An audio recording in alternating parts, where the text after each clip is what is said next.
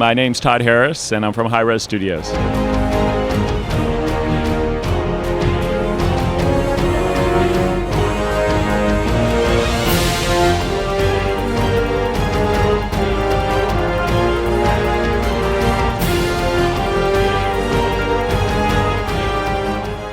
So Tribes Ascend is the newest game in the Tribes franchise. Tribes has a great history of being an online multiplayer shooter that plays really quickly, big emphasis on individual skill with jetpack and skiing, but also an emphasis on teamwork. But it's been 7+ years since a Tribes game, and so we very much love the old Tribes games. We missed them and wanted to bring them back. So that's what Ascend is. It's a new generation, brand new implementation of Tribes. We tried to take the best elements of the previous Tribes game and put them together in a brand new offering that we call Ascend.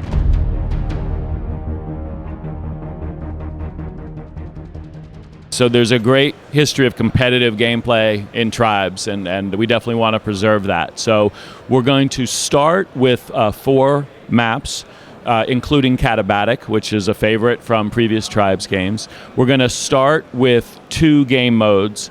Really our main game mode that we're doing a lot of the class design around is Capture the Flag with a generator base mechanic, and then we'll also offer Rabbit, individual Rabbit from the previous games. We're starting with 9 classes in this build that we played today together, but there'll be at least 15 in the beta, so a lot of different roles and weapons for players to play. And then as far as competitive play, we plan to have 3 types of servers. One will be public play, just jump in, play against anyone. The second will be ranked play, so you have an ELO rating, there's matchmaking and various brackets on the back end for, again, easy to get into but very competitive play. And then the third will be private servers if you want to control who you're playing with or maybe set up your own tournament for that competitive scene. So that's the general outlook. Again, competitive gaming community is real important to us with Tribes Ascend.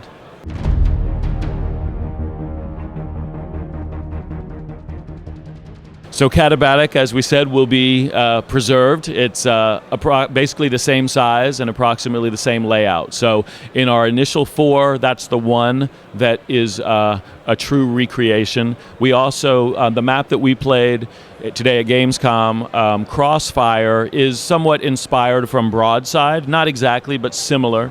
And we'll continue to look at some of the older maps when we're looking at new content.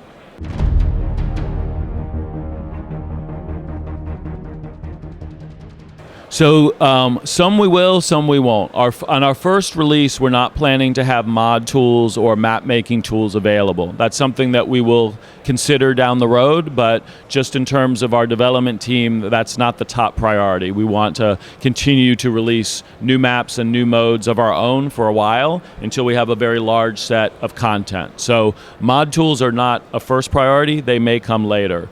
As far as servers, we will offer the ability for players to have private servers. We haven't communicated all of the abilities that players will have, but they'll certainly have some administrative privileges as well as some number of server flags so they can control settings. Maybe they want the generator when it's down to have one behavior or another behavior. That's the sort of thing we'll let players do in the early release, and then we'll continue to add tools over time, but that's what we'll have in the first release.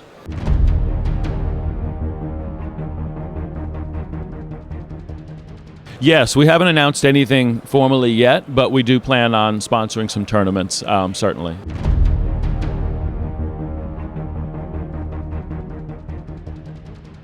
I would say between those 2, it's closer to the first 2. With Vengeance, there was a single-player campaign. We don't have a single-player campaign. With Vengeance, there was less of an emphasis, I would say, on base defense and that team-based gameplay, and we very much are sticking true to that. So closer to the first 2 in general. The only thing I would say from Vengeance is they tried to make skiing more accessible, but they lost some of the learning curve. We're trying to make skiing easy to learn but hard to master. So hopefully we've done a good job on that.